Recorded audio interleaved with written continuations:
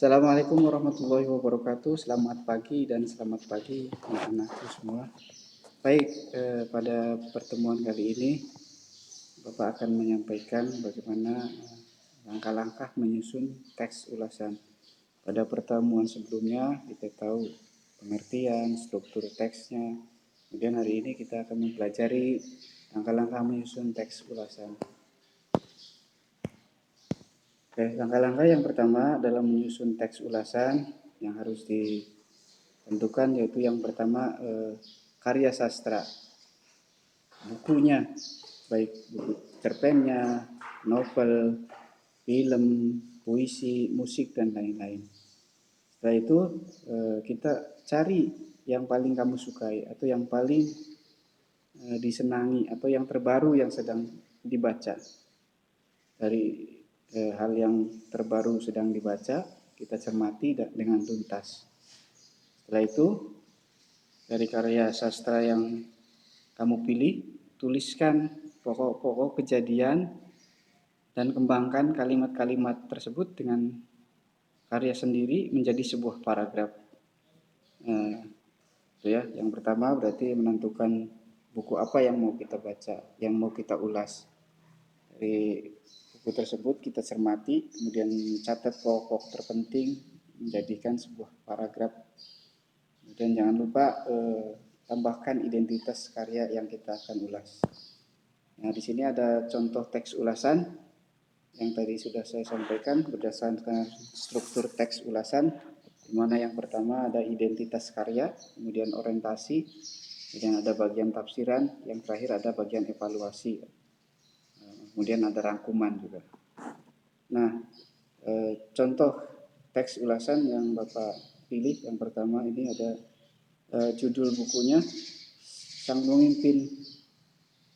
Penulisnya Andrea Hirata, mungkin kalian sudah tahu, sudah banyak buku novelnya dijadikan sebuah film layar lebar.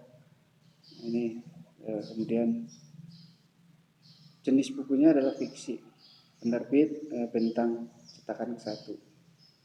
Tebalnya 298. Kemudian di bagian pertama orientasi ini adalah novel kedua dari pengarang Andrea Hirata.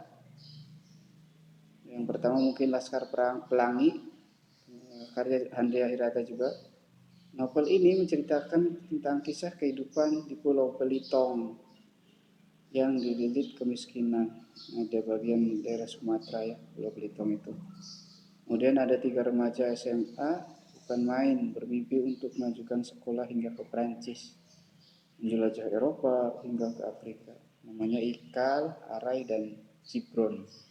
Adalah para pemimpin-pemimpin yang disebutkan di judul buku Sang Pemimpin. Kemudian di bagian kedua ada tafsiran. Tafsiran ini menceritakan bahwa Ical, kemudian Arai dan Cipron, remaja yang nakal. Mereka sangat benci dengan Pak Mustar, tokoh antagonis dari buku tersebut. Buku yang berjudul Sang Pemimpin. Banyak kemudian disebutkan dari bagian ini. Tafsiran itu menceritakan, menafsirkan. Nah, di bagian yang berikutnya ada evaluasi. Evaluasi ini disajikan dengan bahasa yang cantik. Evaluasi itu menilai kelebihan dan kekurangan bacaan atau karya yang kita ulas, baik itu berupa kebahagiaan, evaluasi tentang kesedihan, lelucon dan sebagainya, kita evaluasi atau kita tulis di bagian evaluasi. Kemudian yang terakhir yaitu rangkuman. Rangkuman ini dibuat oleh kita sendiri atau anak-anak. Nah, tentunya dengan acuan melihat buku yang kita ulas. Nah, ini tujuannya dijadikan sebagai motivasi, semangat, dan mimpi.